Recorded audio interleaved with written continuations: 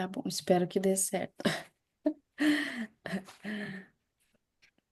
Então, tá bem, acho que vamos começar. Bom dia, gente. Bom dia para todo mundo. Que bom ver a sala enchendo. Tava olhando aqui. É muito bom poder ouvir a Tati, né? Queria dizer assim da honra de poder poder conversar, né, com a Tati, assim, o trabalho que a gente vai acompanhando, né? Vai vendo acontecer ali um pouquinho pela rede social, mas pelas publicações também. Então, eu te agradeço, Tati, já de antemão, assim, por ter aceitado, né, conversar com a gente.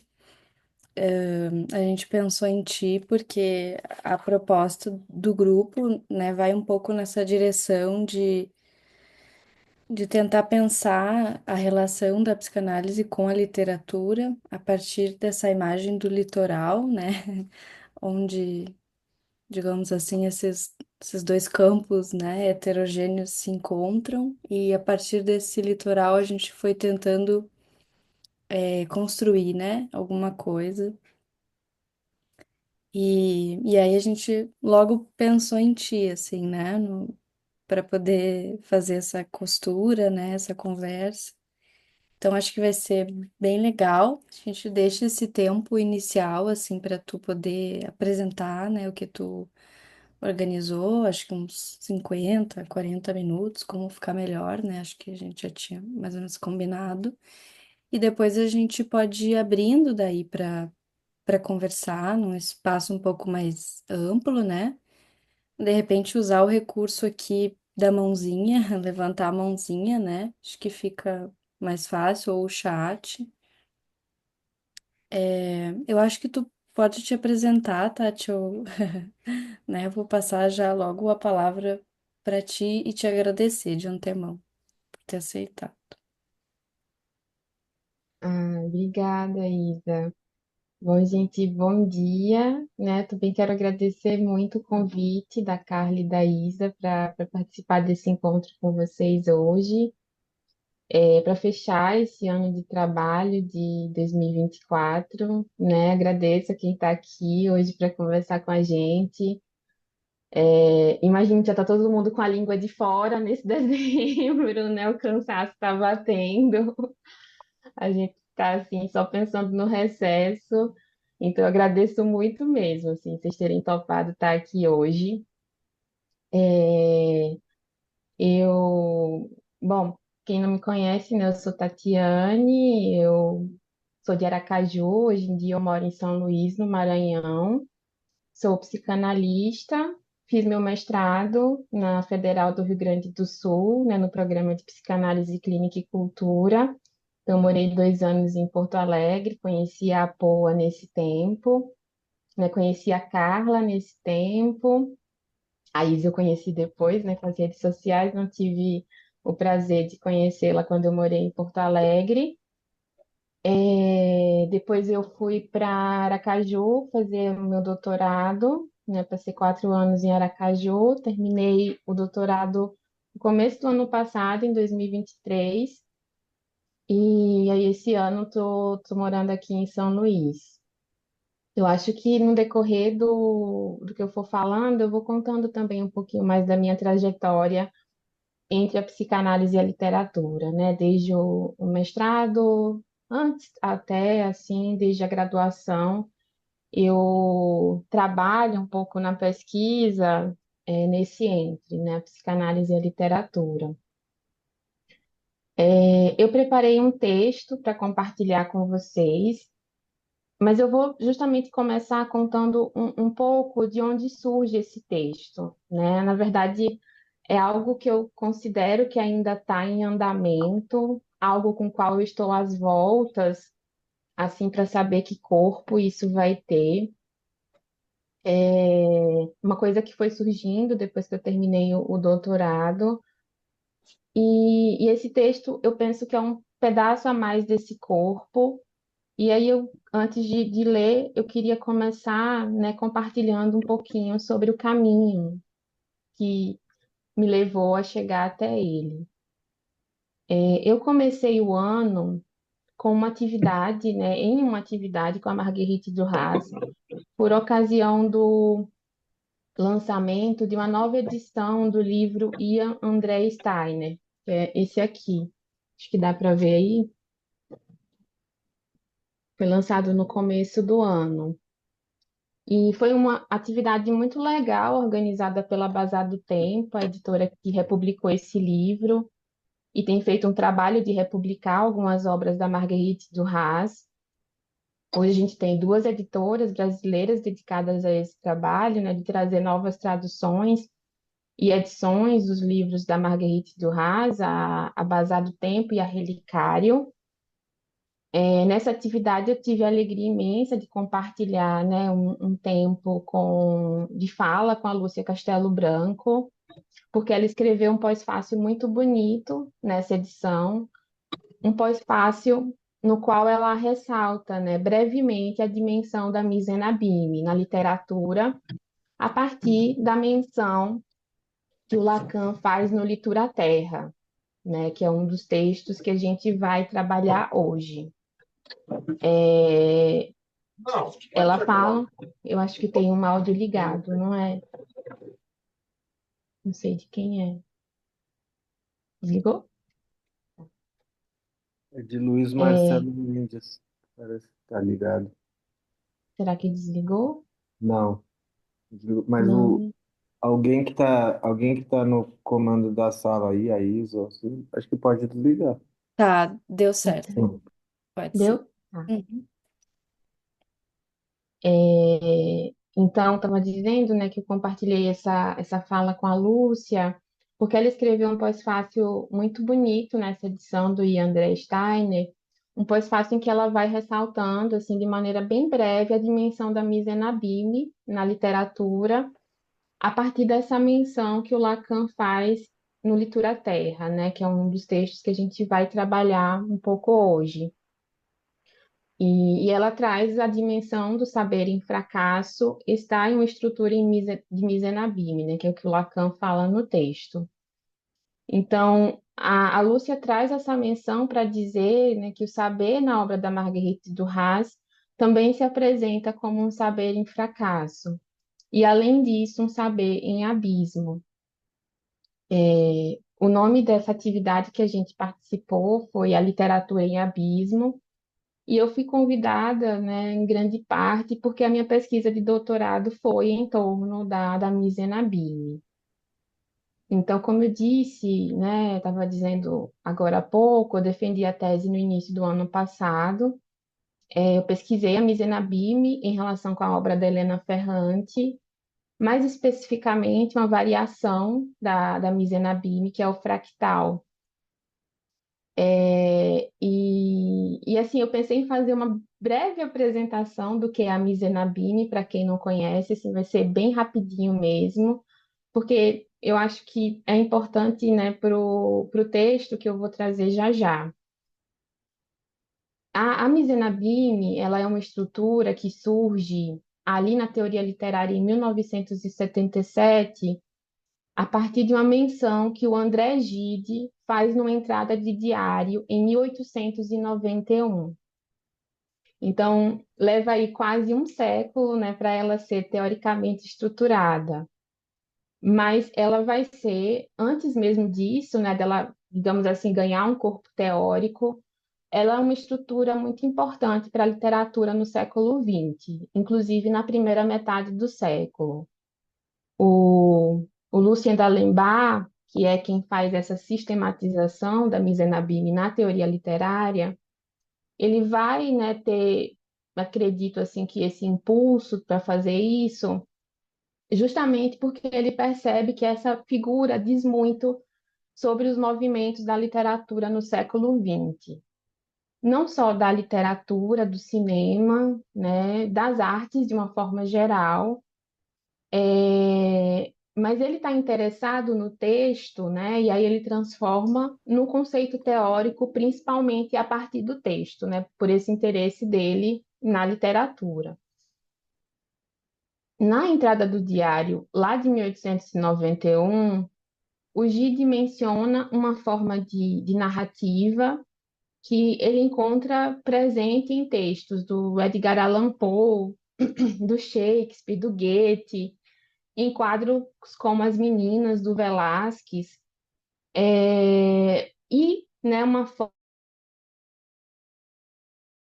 que desenha um brasão, que é colocar um segundo brasão dentro dessa estrutura maior que reflete o primeiro e causa a sensação de abismo, né?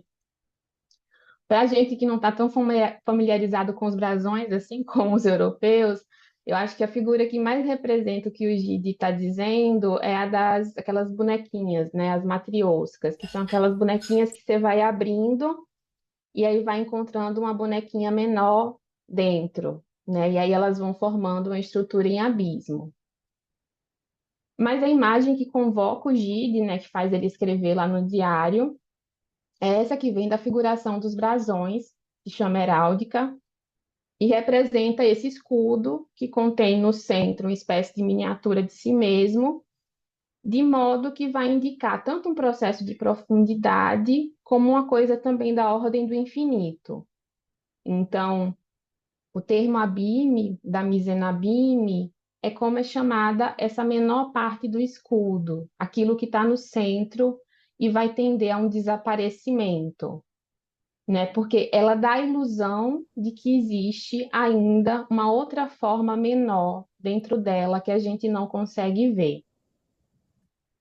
E, e aí o Gide vai dizer, né, nessa entrada do diário, que é dessa maneira que ele pensa os seus livros, né? Essa entrada do diário dele é para falar sobre isso, que em cada um dos livros é possível encontrar em abismo um pedaço de outro. E ele faz essa menção assim como quem não quer nada no diário, né? Aquela coisa bem diário de escritor.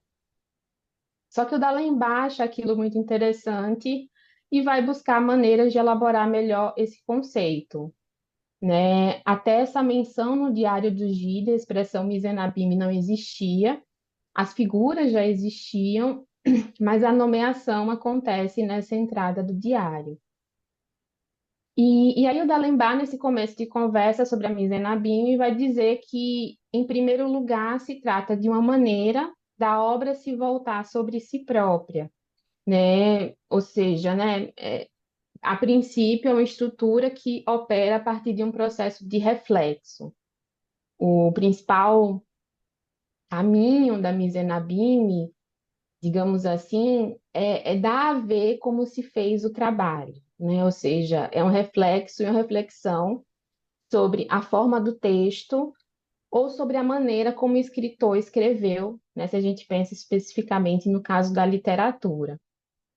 E, e aí, partindo dessa reflexão com o Gide, o D'Alembert chega numa formulação do que seria a Misenabime, que é qualquer fragmento em uma obra que apresente semelhança com a obra que a contém.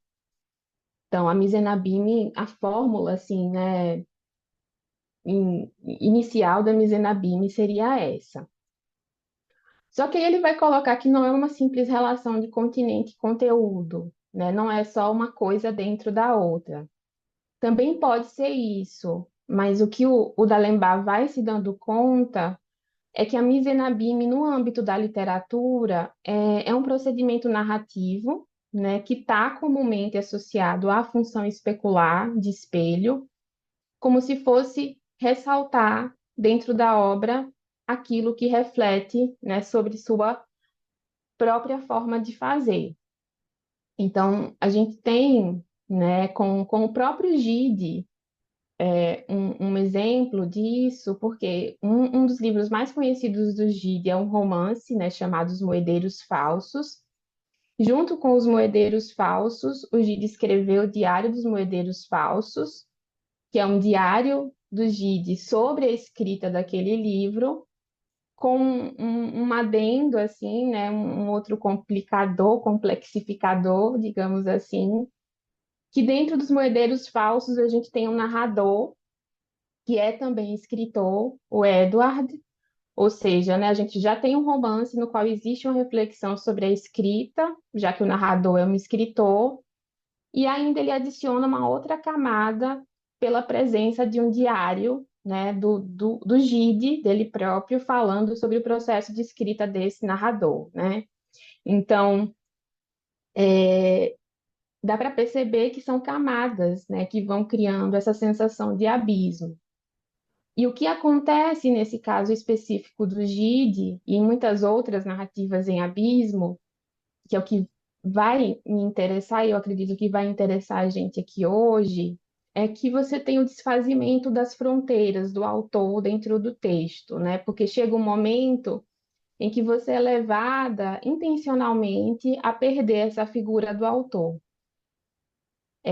Uma imagem clássica, né, da Misenabime é quando você coloca um espelho na frente do outro, e aí você gera uma imagem infinita em que você perde o contorno da imagem original, né? Então você perde, nesse caso, o contorno da autoria. É uma estrutura, então, que nos permite pensar, né, que o próprio autor ele é modificado no processo de composição do texto, né? E aí eu acho que quem conhece Helena Ferrante, quem já leu Helena Ferrante, entende por que isso me interessou tanto, né? Então eu vou partir na minha pesquisa da ideia de que é possível com a Misa Nabime construir um corpo para Helena Ferrante a partir da escrita. E aí, como eu disse antes, né, é uma estrutura que ela vai se complexificando, porque existem várias formas em como o texto pode se abismar, né? Eu usei o fractal para falar desse aspecto, mas existem análises que vão falar do prisma, do mosaico, do caleidoscópio. São maneiras diferentes, né? Ou a gente pode dizer variações, para se chegar nessa ideia de um texto que reflete sobre si próprio e que nesse processo reflexivo traz essa noção de infinito, né? O horizonte me parece que é esse, a infinitização. E principalmente um infinito em que se perde a noção de origem. Não é à toa, né, que é em um texto sobre o Gide que o Lacan vai trazer, né, também Tá aquele aforisma. A aberto aqui. verdade tem. Tá aqui, ó. A verdade. Oi? Tônia Santos está com o microfone. Sim. A verdade, né, que o Lacan vai trazer num texto sobre o Gide, o aforisma, a verdade tem estrutura de ficção. Porque também é com Gide, né? Eu acredito assim, eu faço essa leitura assim de que a estrutura em abismo com o Gide possibilita a ler, possibilita o Lacan, né, a fazer essa leitura de entender a origem como uma ficção.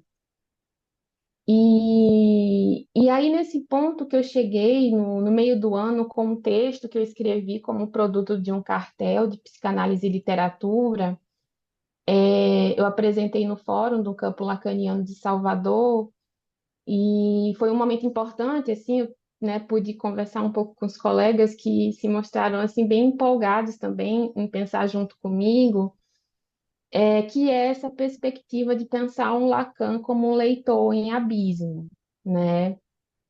Esse foi o título do texto. Nas leituras que a gente fez para o cartel, se sobressaiu para mim essa posição do Lacan enquanto leitor. Foi isso que eu fui pesquisando, né, nesse período. E aí, se a gente pensa, né, que a psicanálise começa com um leitor de romances, o Freud, né, um leitor mais clássico, e que isso vai influenciar a maneira como ele escreve e apresenta seus casos, né, vai influenciar o próprio tecido da criação da psicanálise. Com Lacan, a gente vai ter um outro modo de ler, que comumente a gente vai pensar mais próximo da poesia, né? E eu acho que essa proximidade é muito evidente assim nos textos do Lacan, mas não só para ela, né? Eu diria que é uma proximidade muito direcionada para a literatura do século XX, que tem como uma das suas principais premissas, né, esse desfazimento das margens e dos gêneros literários. Então, em vez de construir algo, né, com uma estrutura com começo, meio e fim, que é o que seria um romance, né, uma coisa mais linear, digamos assim. no século XX a gente vai ter esse terreno em que as margens se dissolvem o tempo todo, o tempo se estilhaça, e o movimento parece ser sempre o de uma estrutura que está se fragmentando.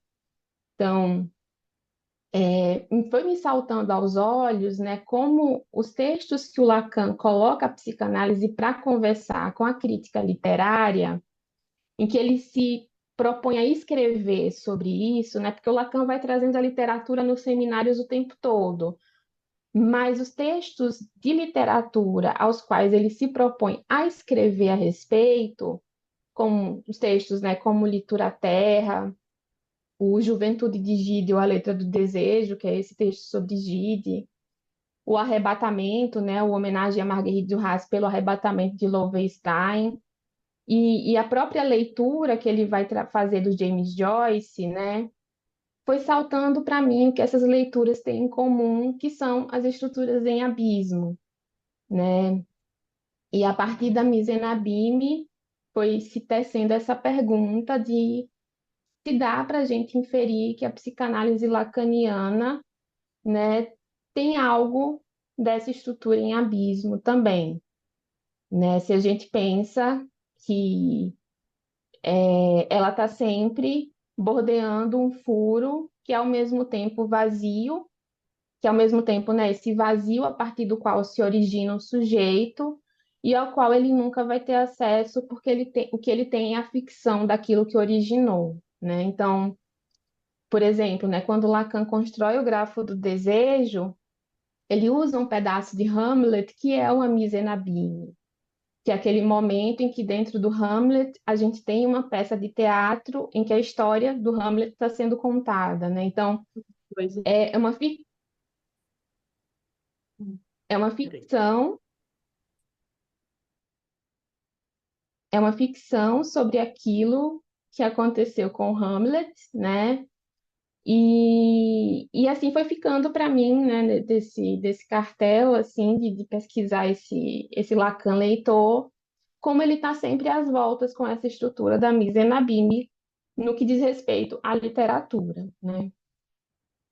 E, e a partir disso, de pensar nessas leituras que foram cruciais, assim, para o Lacan, né? E quando eu falo assim, foram cruciais, é que levaram ele a deixar alguma coisa registrada nos escritos, que eu cheguei nesse ponto, né, de que, bom, se a gente pensa a Misenabime, nós temos algo da ordem de uma leitura, tanto da teoria psicanalítica, quanto da leitura que a gente pensa como escuta na clínica, que também se abisma, né, algo que se aproxima do que, né, como eu estava dizendo agora há pouco, do que o Lacan enuncia quando diz que a verdade nós só alcançamos com o saber em fracasso, através da estrutura em abismo e através das malhas da ficção.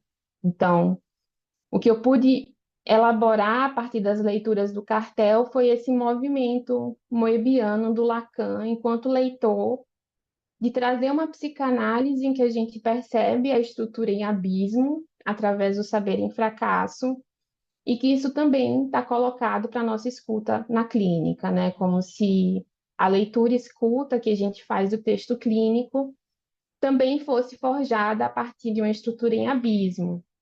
E aí eu sigo pensando nisso com a estrutura que mais me interessa, que é o fractal. A pergunta que ficou desse cartel para mim e com a qual eu tenho tentado trabalhar, né, desde então, é o que de fractal existe na relação do significante com o sintoma, né, a partir, né, desse lugar do Lacan leitor. Então, esse é o meu projeto para 2025, quem sabe aí é um projeto para mais anos também, porque me parece uma coisa complicada, né?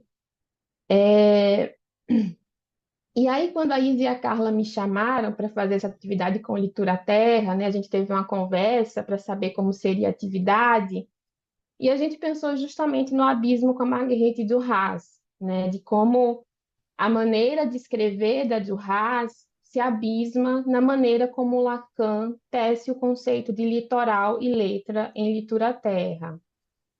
E, principalmente, como a leitura da Marguerite Duras pode fazer, né? Isso foi uma coisa que eu fui pensando depois da conversa com a Izzy e com a Carla, de como a leitura da Marguerite Duras pode fazer a gente retroagir para uma outra Marguerite, que é a Marguerite Pantene, né? Que é a mais conhecida como a Aimée, que é a paciente a qual Lacan, né, dedica e constrói a sua tese de doutorado, né? Então, e uma paciente que vai ser muito emblemática para ele também, que vai possibilitar que ele faça essa passagem da psiquiatria para a psicanálise, né? Então, a proposta da Misenabime é muito interessante porque com ela a gente consegue pensar em termos de descontinuidade temporal, né? Então, eu acho a Misenabime uma estrutura muito interessante para a psicanálise, e não à toa o Lacan vai trazer, quando, né, quando fala do saber da psicanálise, que é um saber em fracasso, porque ela é uma estrutura que nos permite pensar junto com o inconsciente, né? Então, a Lúcia, no pós-fácil do Ian André Steiner, ela fala isso, que a Misenabime é a maneira como as formações do inconsciente se apresentam. Ela cita ali um trechinho em que o Lacan fala do sonho, né? Então, pensar essas formações do inconsciente como a Misenabime nos ajudam a pensar também a teoria. E ela é uma estrutura que me permite dizer para vocês, né, que eu posso retroagir a Marguerite Duras ao momento em que Lacan está atendendo a Marguerite Pantene, a paciente dele, mesmo que ele não tenha lido a Duras ainda, mesmo que ele ainda não seja um psicanalista, né? É a Marguerite Pantene que possibilita que o Lacan passe da psiquiatria à psicanálise, como eu estava dizendo, e a gente pode fazer essa retroação estilisticamente falando, através do nome e através da letra. E eu estou assim muito esse caminho com essas duas Marguerites me foi muito inspirado também pelo que a Lúcia faz no pós-fácil do Ian André Steiner, né? Quando ela puxa o nome da mãe da Marguerite Duras e coloca ele em abismo com o nome que a Duras escolhe para o amante dela. Então, eu acho que a proposta vai ser um pouco por aí, assim. É claro que, né, para quem passa por uma análise, né, essa experiência de tempo não é nenhuma novidade. É isso que a gente faz na análise, né? Teve uma vez que eu ouvi uma coisa que eu achei maravilhosa. A pessoa me disse que fazer uma análise é como viver o plot twist de coisas que já aconteceram, né? Eu achei essa construção muito maravilhosa, assim, né? Porque essa experiência do tempo e da ficção com a análise, né? E o que eu tenho pensado é como isso pode ser articulado com a teoria. E aí a Misenabime foi um achado, né, do doutorado. O Fernando, que foi meu orientador, está aqui e muito contente de ter sido ele, assim, a pessoa que me apresentou a Misenabime de uma forma, assim, muito apaixonada. E foi um achado porque ela é uma estrutura textual que vai suportar esse tipo de temporalidade, né? Por isso as figuras geométricas vão ser importantes. Então, assim como Lacan vai para a topologia, a Misenabime também vai recorrer a ela para nos possibilitar pensar fora de uma lógica temporal contínua. Mas o que eu acho mais interessante é que a Misenabime nos permite pensar contexto, né? Que eu acho que é uma coisa que talvez seja algo que fique ali entre a topologia para o Lacan e o próprio tecido do texto, né? E aí, né, escrevi esse texto, não é muito longo, assim, é bem curto para contar um pouco para vocês essa relação com a Duras. E aí eu vou ler agora, né, depois dessa. Eu queria que fosse uma breve introdução, mas foi bem longa. Desculpa, gente, que eu me alonguei um pouco, me empolguei. Mas eu vou ler e depois a gente pode conversar, né? Deixa eu abrir aqui.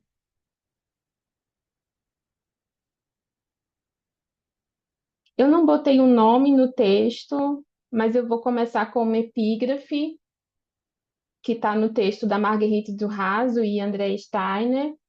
quis trabalhar um pouco com esse texto, né? Porque foi o texto que eu comecei o ano, assim, então me pareceu interessante voltar a ele, né, para essa nossa atividade. E a Marguerite Duras vai dizer assim: nunca se conhece a história antes que seja escrita, antes que ela sofra o desaparecimento das circunstâncias que levaram o autor a escrevê-la. E, sobretudo, antes que sofra no livro a mutilação do seu passado, do seu corpo, do seu rosto, da sua voz, que se torne irremediável, que tome um caráter fatal. Eu quero dizer também que se torne algo exterior ao livro, que seja levada para longe, separada do autor e perdida para ele por toda a eternidade. Marguerite Duras. Litura Terra é o texto que abre o segundo volume dos Escritos, chamado de Outros Escritos, texto em que Lacan está às voltas com um dos últimos conceitos por ele trabalhados, o conceito de letra. Esse texto começa com Lacan dizendo de onde surge essa palavra, litura terra, um jogo de aliteração com o termo latino litura, que significa cobertura, e também rasura e correção. Litura é também a raiz etimológica do termo liturários, o que propicia para Lacan um jogo de assonância com a literatura a partir da raiz litera, que significa letra e também pode significar lixo. O intuito com essa palavra é colocar em tensão a literatura enquanto arte do belo e o resto, o lixo, de onde a psicanálise deve partir para ler. Então, podemos inferir com Lacan que a psicanálise não leria uma literatura, ela leria uma litura terra. Quando nós trazemos a leitura para a escuta analítica, estamos falando sempre daquilo que é estranho, escutamos aquilo que resta. Não a melodia harmoniosa, mas aquilo que faz ruído, murmúrio. Na obra do Lacan, nós temos um texto no qual ele reflete sobre litura terra. Aos moldes de Gide, que escreve um diário dos moedeiros falsos para falar do romance Os Moedeiros Falsos, nós podemos pensar nos seminários do Lacan como um diário em que ele reflete sobre aquilo que está escrito nos escritos e nos outros escritos.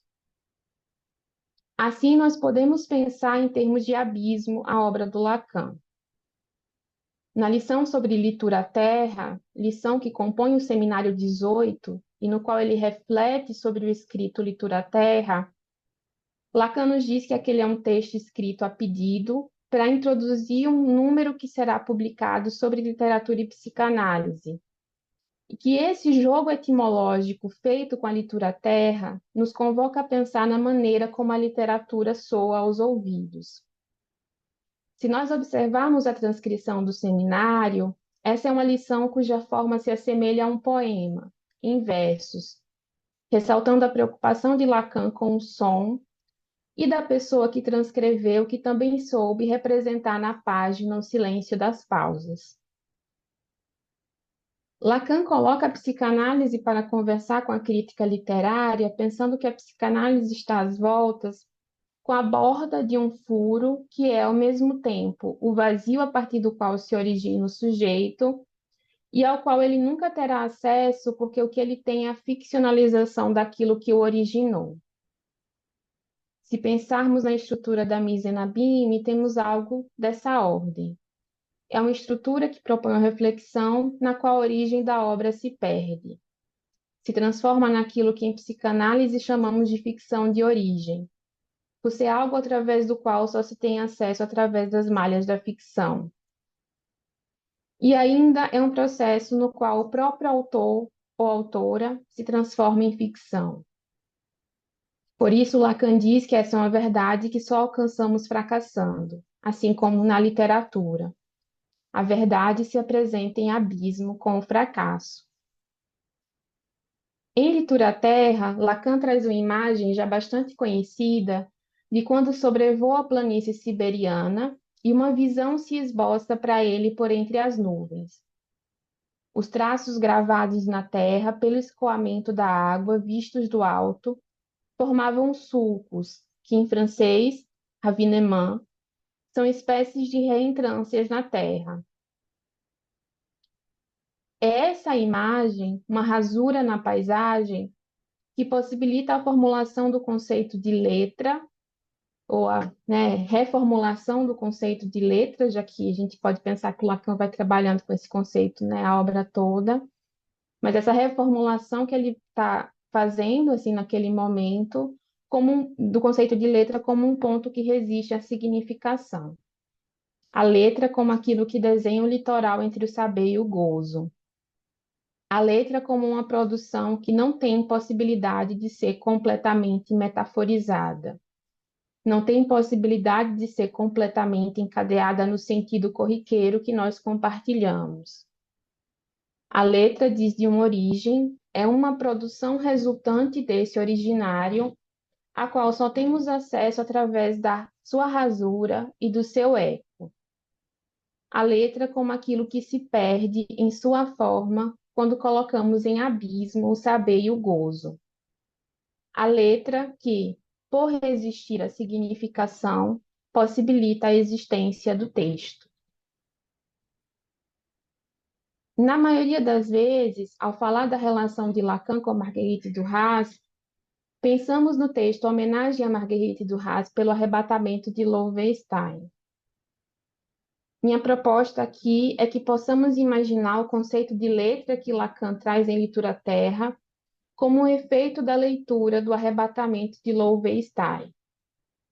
Uma leitura que se abisma. Ora, ao escrever o arrebatamento, nós percebemos um Lacan muito colado a Low.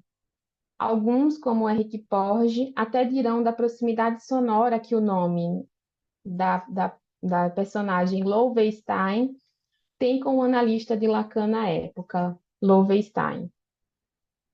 E ao ler o texto, é possível comprovar alguém muito tomado pela leitura, e trata-se de um texto muito bonito, né?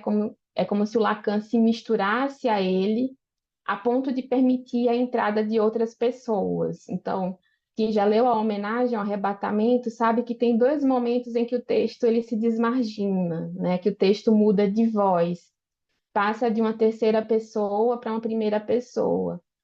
E isso diz do estado em que ele se encontrava com a Duras, né? Um estado de litoral, um estado de desmarginação. Mas e se pensarmos naquilo que ainda resta dessa leitura em Litura Terra?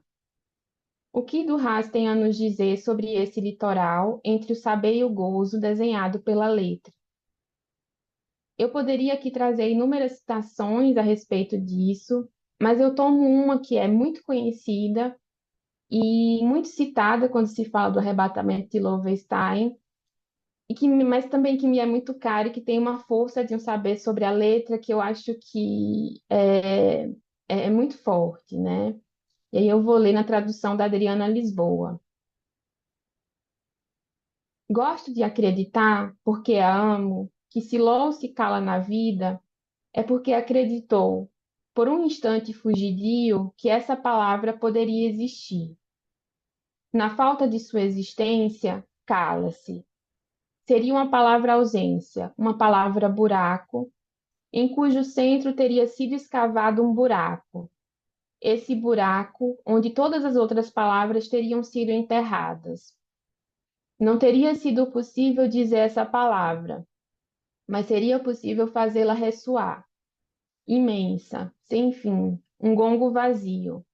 Ela teria retido aqueles que queriam partir, ela os teria convencido do impossível. Ela os teria deixado surdos a qualquer vocábulo que não fosse ela mesma. De uma só vez os teria nomeado o futuro e o instante. A falta dessa palavra estraga todas as outras, contamina-as. É também o cachorro morto na praia em pleno meio-dia, aquele buraco de carne.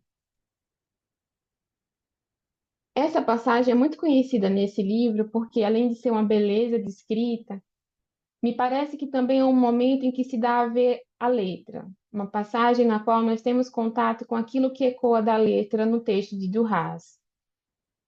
E eu gosto de pensar o que o Lacan fala no Litura Terra junto com esse trecho, porque parece que quando ele sobrevoa a planície e vê o Ravineman, é dessa palavra buraco que se trata. O texto traz que é uma palavra em cujo centro foi escavado um buraco, esse buraco onde todas as outras palavras teriam sido enterradas. Quando Lacan traz o conceito de letra como um furo no saber, o sulco na terra como algo que marca o litoral entre o saber e o gozo, é desse modus operandi que ele está nos trazendo notícias. Uma palavra a qual você não tem acesso, mas em cujo centro foi escavado um buraco. E esse buraco, esse furo, gera um vórtice a partir de onde todas as outras palavras surgem. E a imagem que a Duras traz do cachorro morto na praia, esse pedaço de carne, me parece falar do encontro com esse litoral, aquilo que é da ordem do inominável e traz notícias para cada sujeito da sua própria palavra buraco.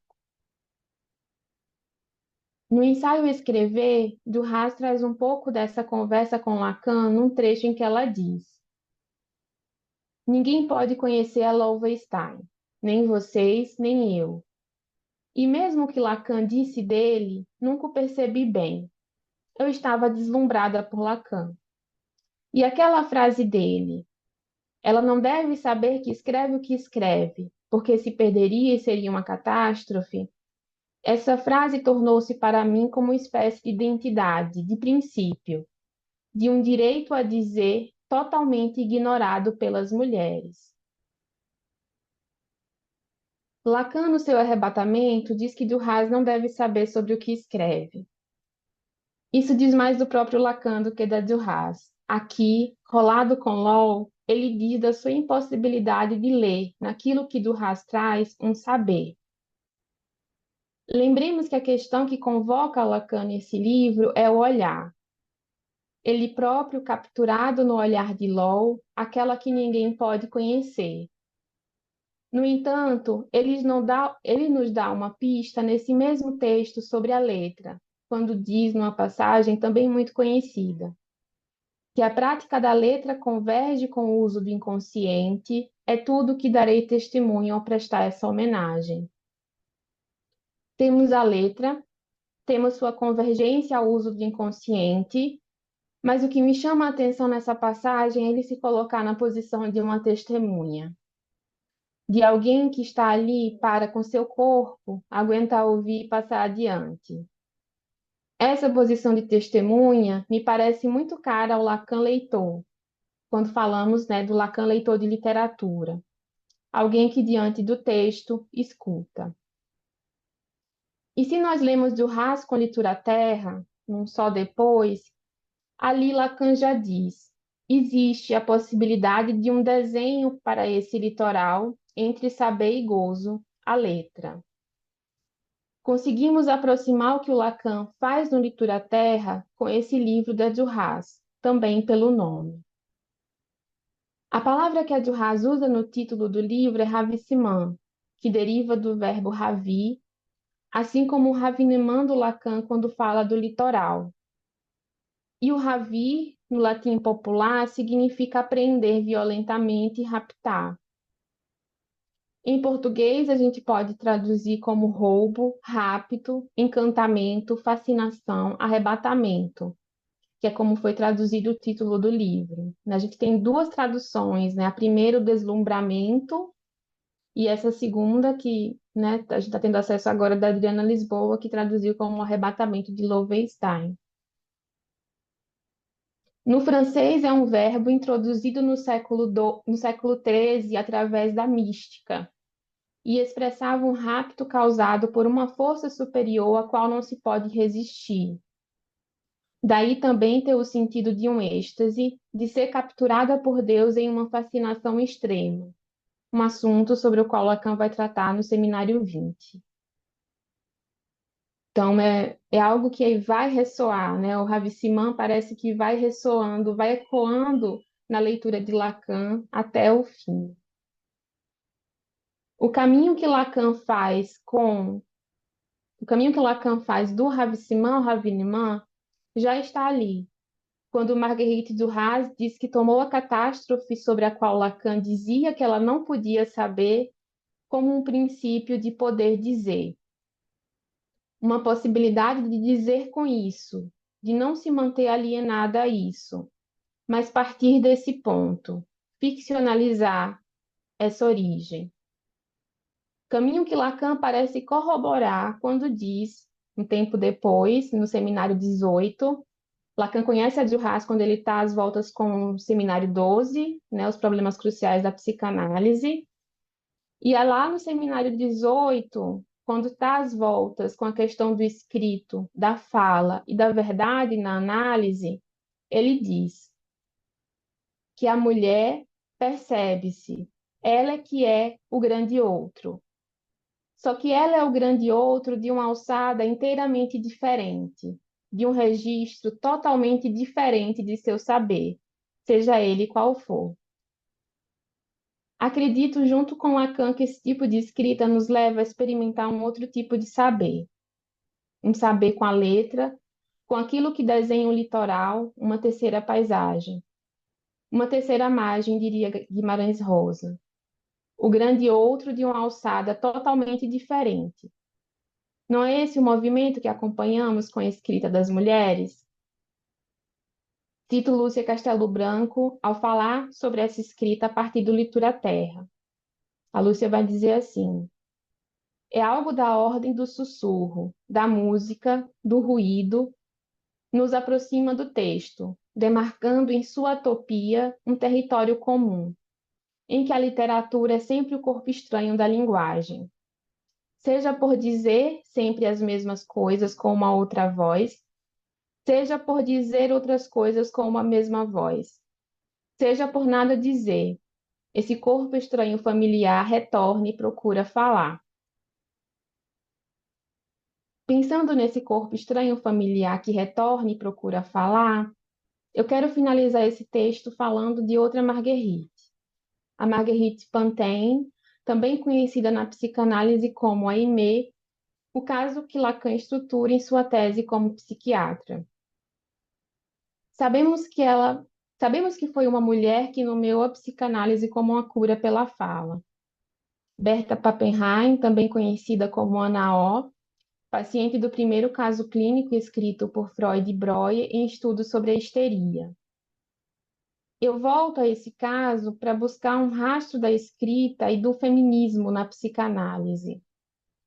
No começo do século XX, Berta fundou e dirigiu o primeiro abrigo em Viena para meninas retiradas da prostituição.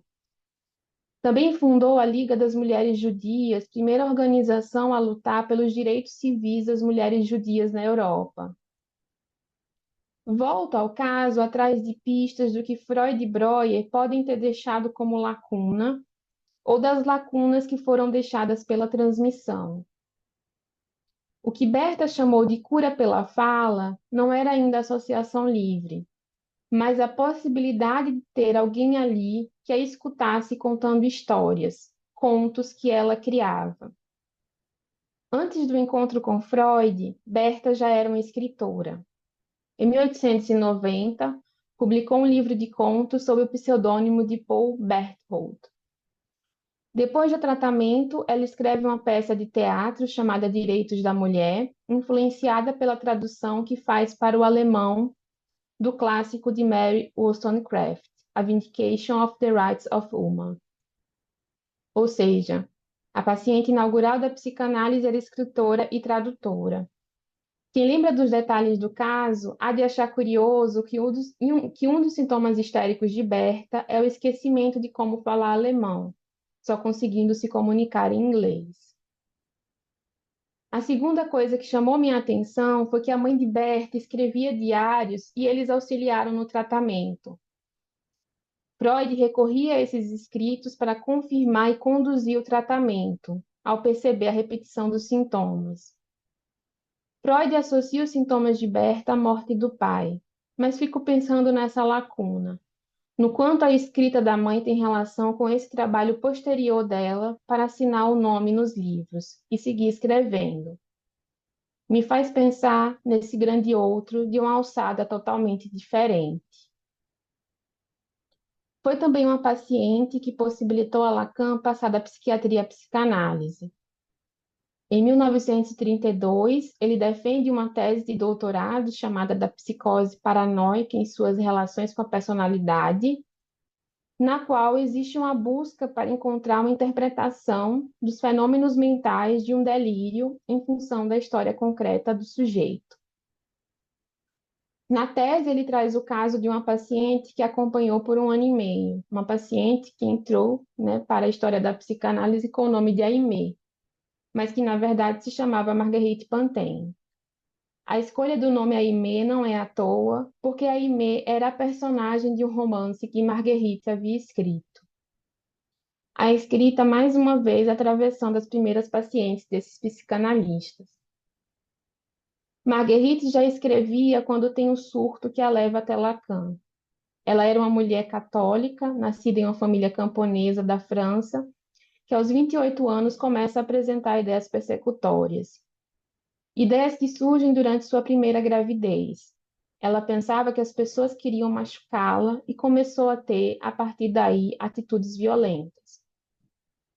A primeira filha de Marguerite nasce morta e ela passa a culpar uma amiga por causa disso. Depois ela tem uma outra gravidez, um filho que sobrevive, mas as ideias persecutórias só aumentam, até que um dia ela cisma que uma atriz que ela encontrou na rua queria machucar esse filho. Agride a atriz com uma faca, o que faz com que a Aimée seja presa e depois levada para o hospital de Saint-Aignan, quando Lacan a conhece. Depois a gente vai, né, não vou me estender muito no caso da Marguerite, porque, né, tem muitas outras coisas que acontecem depois sobre a história de antes dela ficar grávida, né?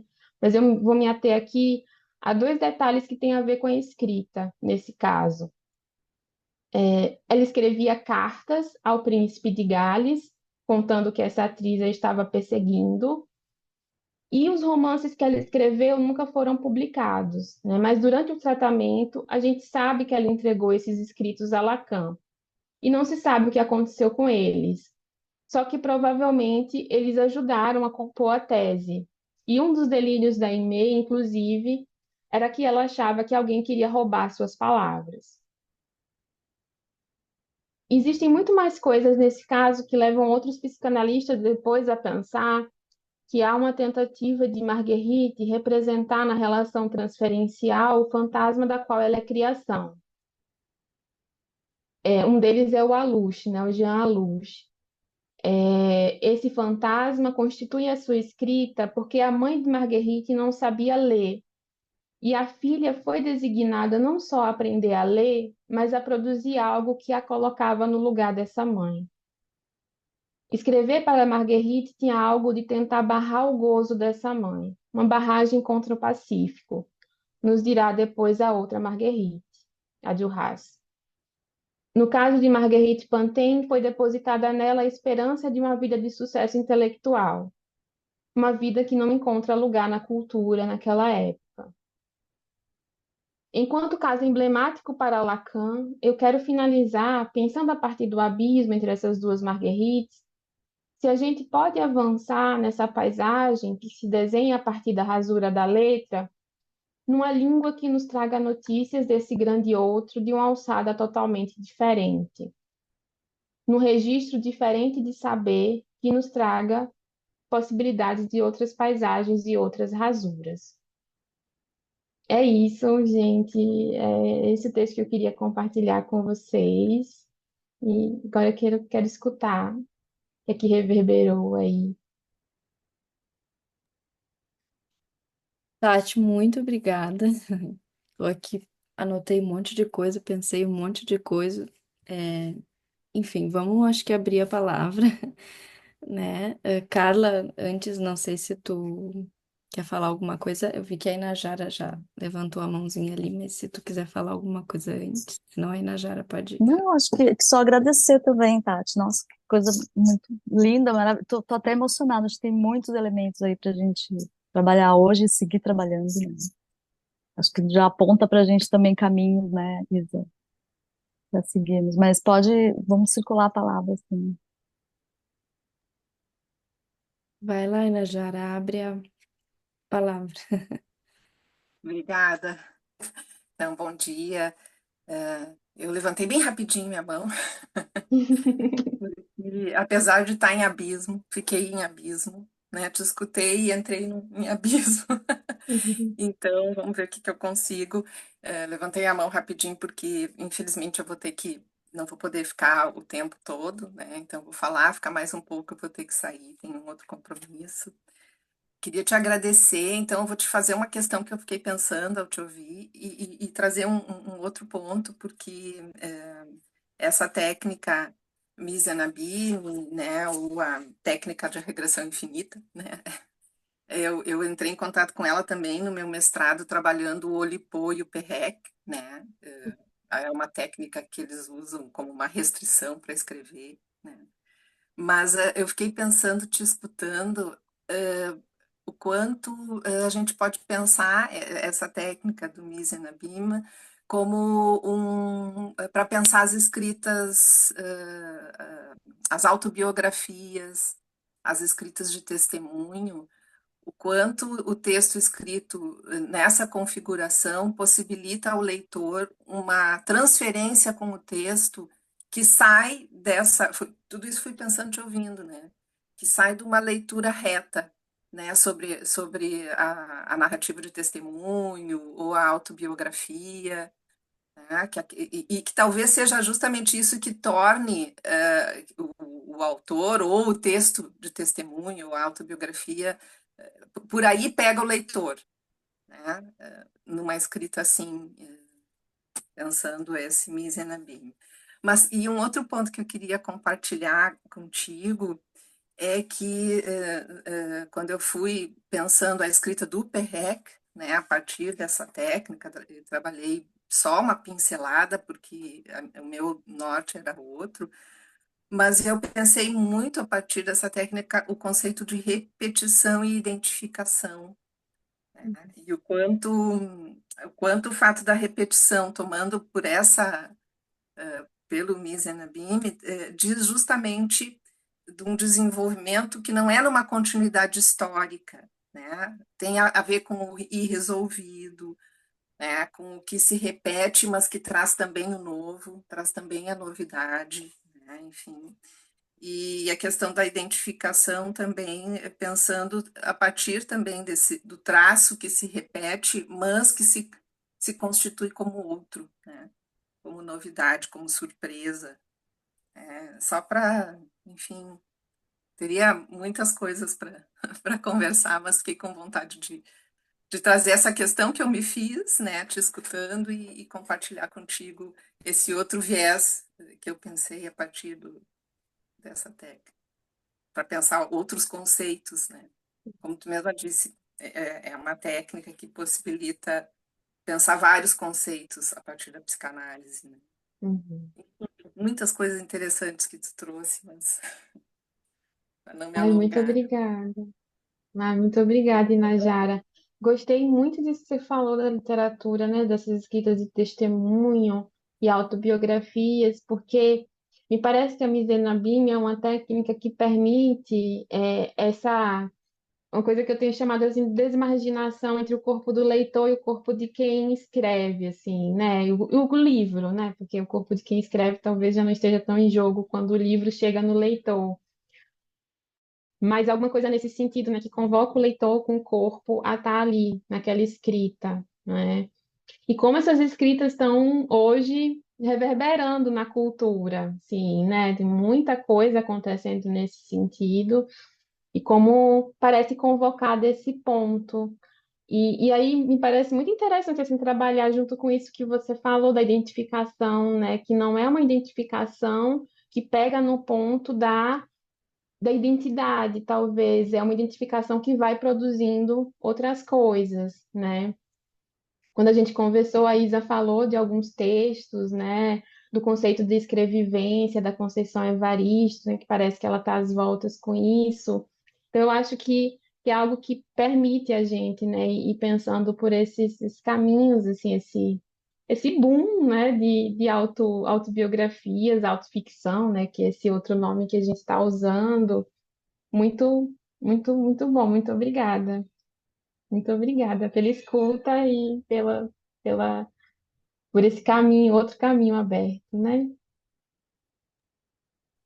Fernando, pode ir.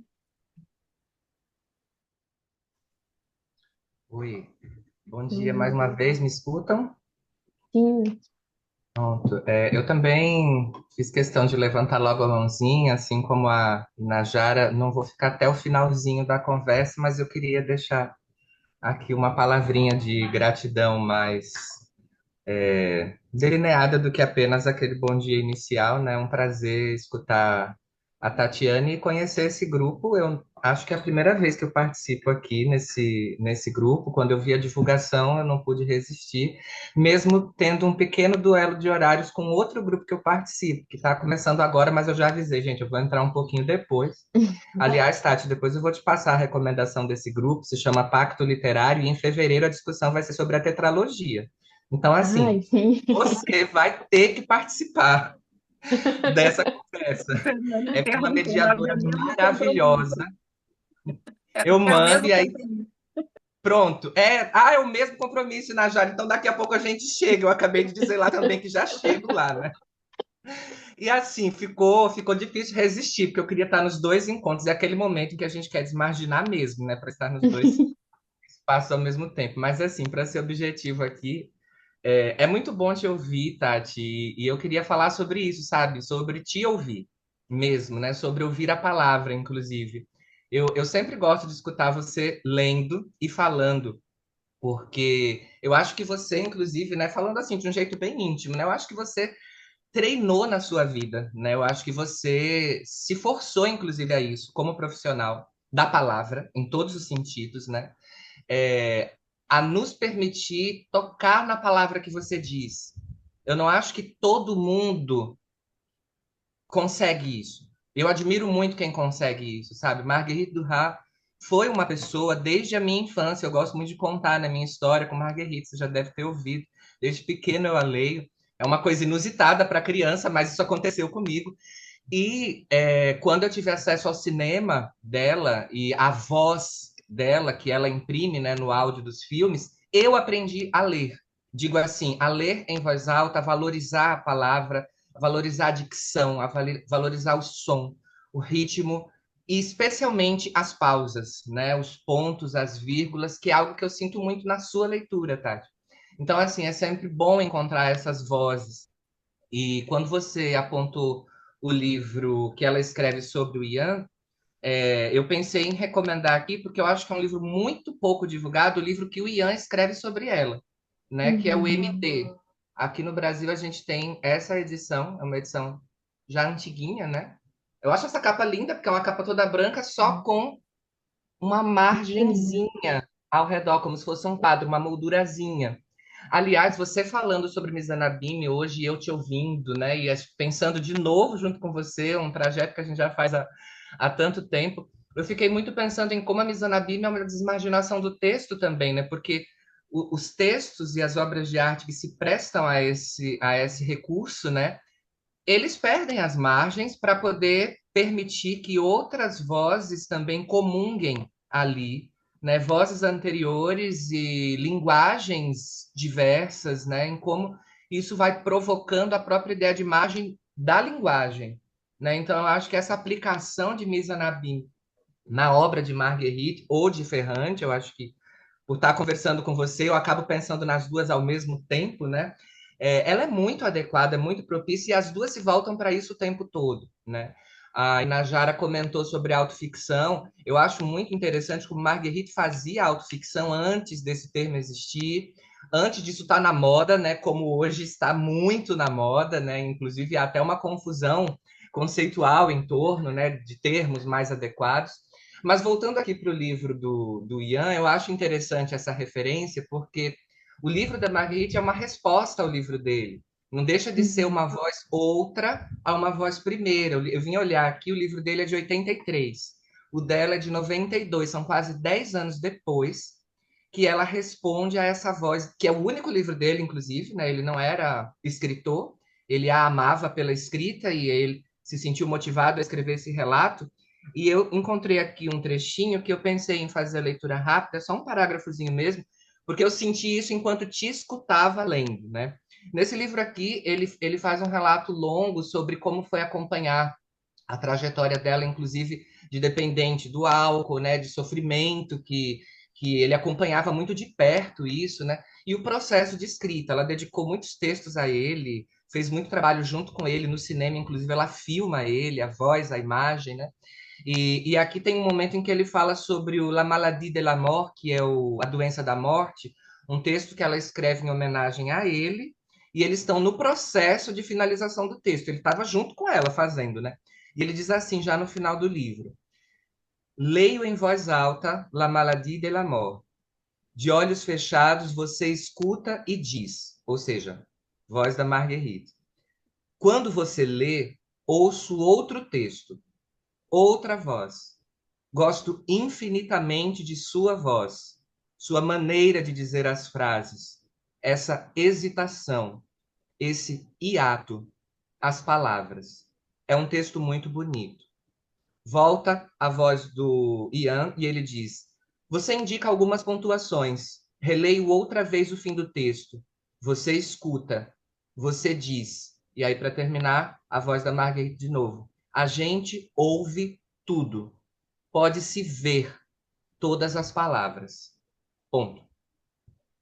Eu fiquei pensando nisso enquanto você falava, Tati, porque trazer essa noção da Mizunabim para o texto literário, né? Porque a princípio, ainda que ela tenha sido cunhada por um escritor, né, e praticada pelo Gide, como você mencionou, ela vem das artes visuais, né? A base dela é as artes plásticas, são as pinturas, né, os recursos de vasos, de medalhões, como você colocou. Quando os escritores trazem isso, né, para a palavra, me parece que eles estão provocando justamente um estatuto de visibilidade, porque a Mizanabim é uma educação do olhar, ela é uma espécie de pedagogia de como a gente enxerga a obra de arte e a relação dela com as obras, com a tradição, com as vozes que vieram antes, e trazer isso para a literatura, isso é muito moderno, né? Isso é uma coisa muito do espírito do século passado para cá, de fazer a gente quase, ao lidar com o texto,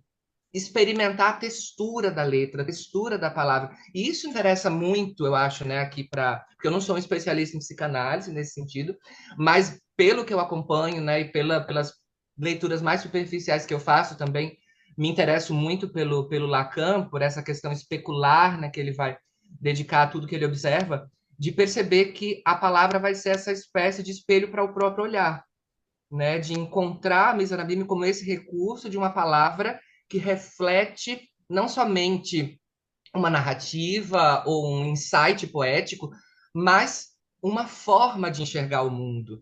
Por isso a palavra sendo aí o que vai conduzir as autoficções, as narrativas de si, as escritas do eu, né? Nossa, como é gostoso pensar sobre isso. E volto, né? A partir de você, Tatiane, né? Eu queria muito agradecer e valorizar aqui o seu trabalho também, né? Nesse fim de ano, eu tenho visto seus stories cansada do fim do ano, de dezembro, né? Acho uma delícia você expor seu cansaço. Acho isso maravilhoso também, porque nos aproxima, né? Você está aí em São Luís, mas eu te sinto aqui comigo pela maneira como você vai apresentando, né? Todas essas rotinas e esse ganho de leituras e de ideias, né? Que a gente vai compartilhando com você. Então, eu queria agradecer e só deixar esses comentários aqui. Acho que eu acabei falando demais. Imagina, Fernando, muito obrigada. Nossa, assim, muito, muito bom, né, o seu apontamento. Enfim, muito bom te ouvir sempre também, né? Sinto saudade de te ouvir mais, porque, enfim, né, a distância e a vida vai, né, criando esses lapsos temporais, mas sempre que a gente se encontra é muito bom. E muito bom o seu apontamento sobre o olhar e sobre a imagem, que eu acho que é muito sobre isso, assim, né? E uma técnica que possibilita a gente ter essa educação para o olhar num tempo em que parece que a gente está cada vez mais, enquanto cultura, perdendo, né? Essa possibilidade de olhar de um outro jeito para as coisas, né? Então, eu concordo muito com você e eu acho que a Misenabim me interessa muito também nesse ponto, né, da gente poder trazer a imagem para a palavra, não de um jeito colado com a imagem, mas de um jeito que as duas vão se entrecruzando, né, vão se desmarginando e vão criando outras possibilidades de olhar e outras possibilidades de escrever, que não estejam dentro, né, de uma coisa muito encaixotada, né? Muito fechada, assim. Então, muito obrigada por esse apontamento. Gostei muito. Muito obrigada pela companhia de sempre. Obrigada pela presença, né? Cid, vai lá. Oi, Tatiane. É, Oi, Cris. então, queria te agradecer muito, né, por tudo que você trouxe aí pra gente, tanta coisa. E estava pensando assim que isso que você traz pra gente, o Mizraim, é um instrumento de leitura, né? É um heteróclito, né? É um heteróclito que você traz e que funciona como um, um perfurador para a gente fazer leituras, né? E aí eu pensei uma coisa assim que me interessa muito sempre, que é uma coisa que me incomoda no encaixotamento que você está falando, né? Aquela história do Lacan lido em tempos que se sucedem, né? Então, aquela coisa do primeiro, segundo, terceiro, último e ultimíssimo. E aí, quando você pensa no ultimíssimo, você obviamente precisa pensar que teve um primeiro, uma origem, né? Tudo com as margens muito rígidas, fixas, uns ultrapassamentos e tal. E eu fiquei pensando assim, eu costumo pensar nisso, eu pensava com a imagem dos portais, sabe aqueles portais que se abrem e você atravessa o tempo assim, né? Você abre uma porta e passou para outro tempo lá longe, depois outra porta volta. Eu pensava com os portais, mas essa ideia que você está trazendo me parece mais interessante, essa do abismo, né? Muito interessante. Então, vou querer ler e estudar isso. Ah, e aí você falou do Lacan lendo o próprio Lacan em Abismo, né? Mas eu pensei, não sei se você concorda com isso, como o Lacan na sua leitura infinita do Freud, né? Infinita, porque Uhum, até no último dia, então eu costumo dizer que o ultimíssimo Lacan retoma o primeiríssimo Freud, né? Então, é, eu pensava com os portais, mas esse instrumento que você traz né, do abismo me parece mais interessante e borra, né, porque claro, já no Freud ali a gente já tinha o umbigo, né, o umbigo do sonho ali, que, que depois aparece como objeto A, como outras coisas mais, né? E a gente tinha o saber inconsciente, né? Então, o que vai estar na fórmula depois, né? Enfim, a gente pode passar para lá e para cá. E aí, então, eu queria te agradecer muito, né, por abrir essa porta aí para mim, esse portal. E, e aí eu estava pensando também o seguinte, eu fiquei muito siderado, lendo ontem à noite eu fui ler o final, já tinha começado a ler, o escrever, fui ler o final para poder vir hoje aqui, e uhum, fiquei muito fascinado com a passagem da mosca, da morte da mosca, né? uhum, E aí pensei que porque ele enumera, né? A morte de um homem, a morte de um cavalo, a morte da mosca e a morte do alemão, né? Eu pensei, o cavalo, ele diz que a morte do cavalo gera um sentimento de coitado. A morte da mosca não gera nada, né? Não gera registro, nada. E a morte do alemão, quer dizer, a morte do alemão, que seria um assassinato que ela faria, gera uma alegria colossal, né? Pensei quase um êxtase, né? Poder matar um alemão e ter o corpo dele aos seus pés, né? Aí à noite eu não tinha pensado nisso, mas agora você falando, eu pensei, bom, isso é a própria imagem, né? Me parece dessa escrita em abismo, né? Essa morte girando com diferentes coisas. Enfim, teria muita coisa para ficar falando aqui, né? Te agradeço muito. Obrigado. ah, te agradeço, Sidney. Eu concordo sim com você, né? Acho que o Lacan, a primeira, quando a gente pensa nessa figura do Lacan leitor, a primeira coisa que a gente pensa é nessa leitura que ele faz do Freud mesmo, né? e como é uma leitura que vai se abismando nesses pontos mesmo que você trouxe, né, do umbigo do sonho, de poder ele próprio se colocar. Eu gosto muito da imagem do vórtice, né, que vem junto com a Helena Ferrante, então, dele próprio se colocar nesse vórtice que me parece que o umbigo do sonho gera para a psicanálise, né? O umbigo do sonho como esse lugar de origem da psicanálise, essa origem que, enfim, né, a gente vai ficcionalizando através dessas linhas do vórtice, né, e o Lacan como um leitor tragado por esse redemoinho. Eu gosto muito, assim, de pensar a partir daí, então, muito obrigada por essa contribuição. E sim, o trecho final desse ensaio é muito surpreendente. Pode falar. Não, só pensar uma coisa que eu te perguntar também. O diamante é a primeira, talvez seja a primeira figura topológica que o Lacan trabalha na obra dele, é o diamante, né? Ele é um fractal? Uhum. É uma pergunta Ai, mesmo. aí eu acho que sim. Fernando, você consegue me ajudar? É, né? É um É, fractal. né? É um É fractal, sim, né? É porque ele está sim. no seminário, ele tá no seminário 1, né? Isso. Tati, eu quero colocar uma questão assim para pensar contigo.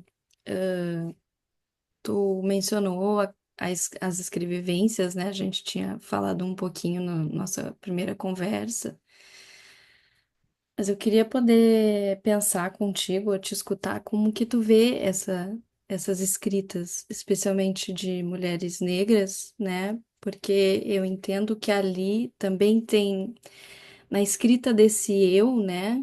Ou dessas vozes, também tem algo de uma certa fragmentação que a gente poderia pensar uma certa fragmentação desse eu hegemônico, né?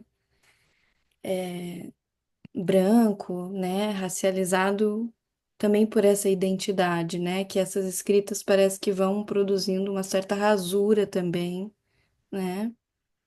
Eu fiquei pensando várias coisas, mas queria poder te escutar nesse ponto, né? Como que você vê essas escritas, né? Assim, nesse sentido.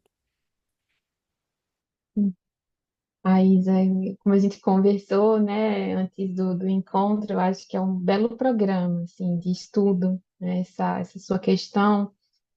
E pensando a partir da Mizena Bimi, eu acho que é um tipo de escrita que vai, como se falou, promovendo essa rasura e vai convocando, né, para habitar um outro, esse outro saber, né, que a Marguerite Duras toma como um princípio de dizer. Quando Lacan fala que ela não sabe, que ela não pode saber sobre o que ela sabe, porque se ela soubesse seria uma catástrofe, né? Então, eu acho que essas escritas, elas também se colocam muito nesse lugar de escrever junto com isso, né? Não, esse é o nosso princípio de dizer, não tem como escrever sem isso, né? Tem que escrever com isso, tem que escrever alguma coisa, tem que promover um outro tipo de saber a partir disso, né? E, e aí eu acho que é esse caminho que está sendo forjado, né? Com esse outro tipo de saber e um outro tipo de saber que vai gerando uma quebra nesse saber hegemônico. Tanto que esse saber hegemônico normalmente responde com violência, né? Porque não suporta esse outro campo que vem surgindo, né? Então, eu acho que todo mundo acompanhou o que aconteceu ontem, né? Aí na academia do Rio Grandense, né? Com a Eliane Marques. Eu acho que é porque é bem isso, né?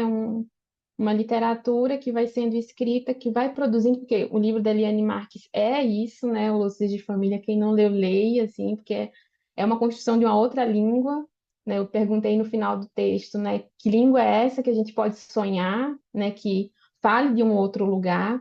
Eu acho que a Eliane Marques, ela sonha essa outra língua de uma forma muito bonita no Lúcidos de Família, mas encontra esse paredão dessa estrutura hegemônica que não consegue, né, escutar, que a gente precisa escutar essa outra língua também, né? Então, eu vou pensando muito por aí, assim, esse princípio de dizer que a Marguerite Duras reclama e nessa possibilidade que o próprio Lacan coloca para a gente né, de pensar esse saber, isso que essas escritoras trazem, como um saber que pode forjar um grande outro, né? Não nos termos desse que a gente conhece, que foi forjando essa lei, mas em outros termos, assim, né? Eu achei muito precioso isso que o Lacan fala no Seminário 18, né?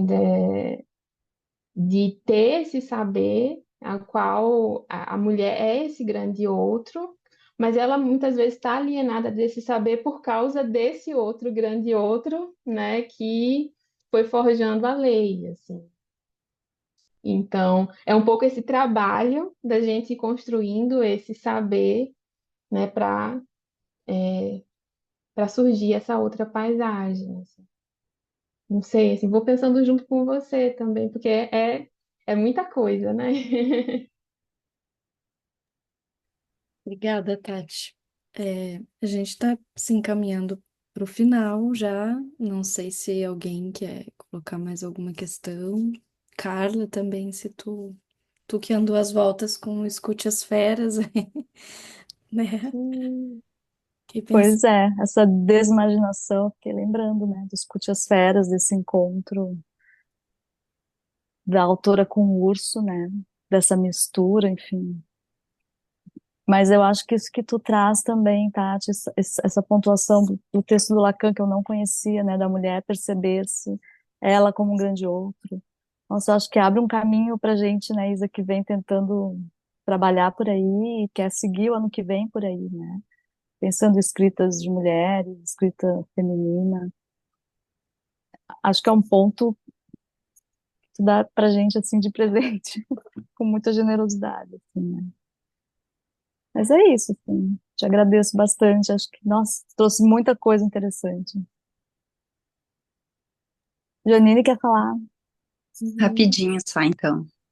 Ai, Tati, obrigada, muito bom te escutar sempre.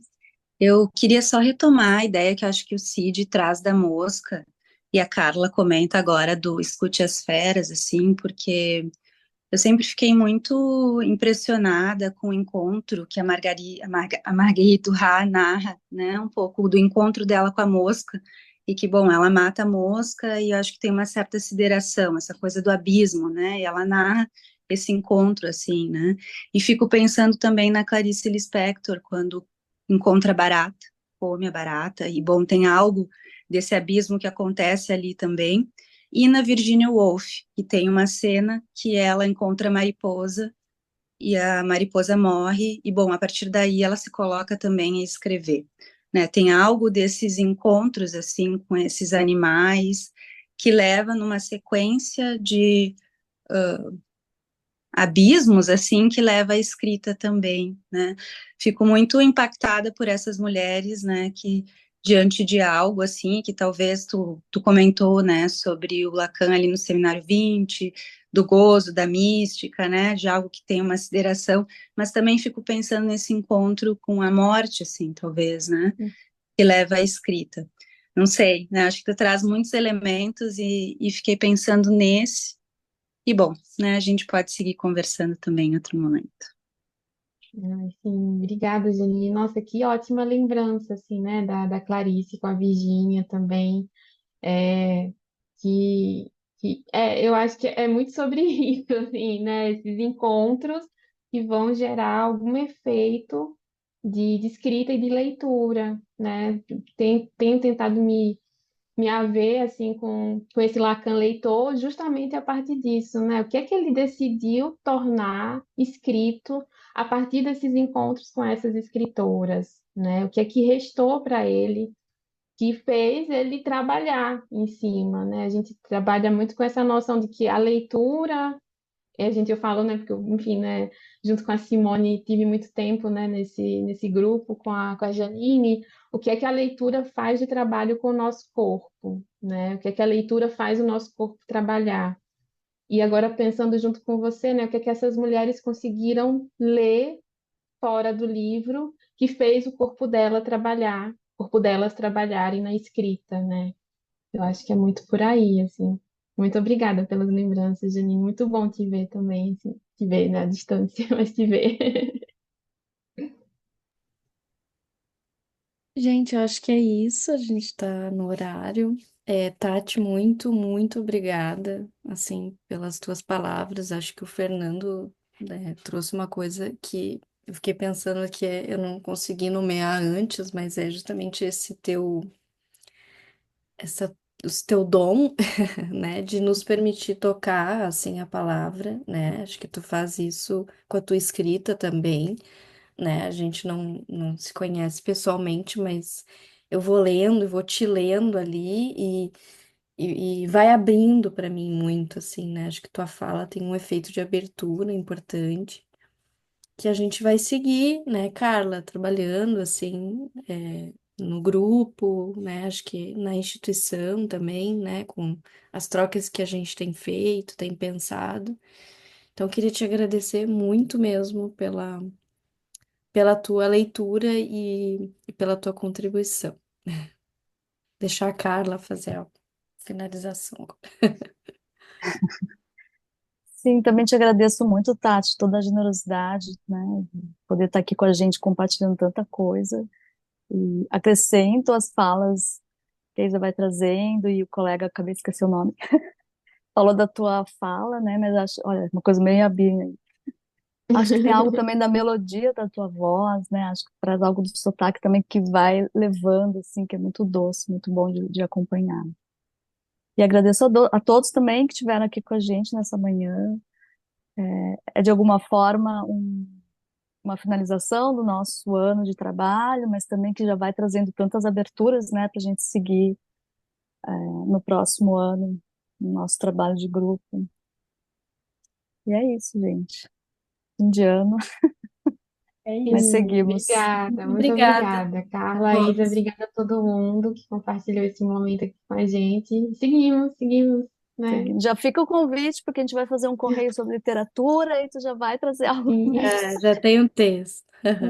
É, mas a gente segue falando.